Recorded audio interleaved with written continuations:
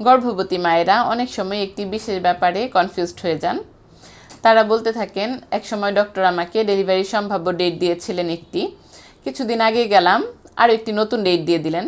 আবার আমার আলট্রাসোনোগ্রাফি রিপোর্টগুলো দেখলে দেখা যায় বিভিন্নবার বিভিন্ন ডেট আসছিল। তাহলে কোন ডেটটি আসল আমি কিভাবে বুঝবো? মনে রাখবেন, নর্মাল ডেলিভারির ক্ষেত্রে ডেলিভারির সম্ভাব্য ডেট সবসময় একটি নির্দিষ্ট এবং এটি হিসেব করা হয় আপনার শেষ মাসিকের প্রথম দিনটি থেকে। তবে রোগীর বিশেষ প্রয়োজনে অনেক সময় ডক্টরদেরকে আগে থেকেই সিজারিয়ান সেকশন প্ল্যান করে ফেলতে হয়, যার কারণে ডক্টর অনেক সময় 2-1 সপ্তাহ হাতে রেখে একটি নতুন ডেট দিয়ে দেন শুধুমাত্র সিজার করার স্বার্থে। এটি কোনোভাবেই আপনার ডেলিভারির সম্ভাব্য ডেট নয়। তবে আপনি যদি নর্মাল ডেলিভারি চান, সেই ক্ষেত্রে কিন্তু অবশ্যই আপনার শেষ মাসিকের প্রথম দিনটি থেকে গুনে গুনে 40 সপ্তাহ পর্যন্ত অপেক্ষা করতে হবে।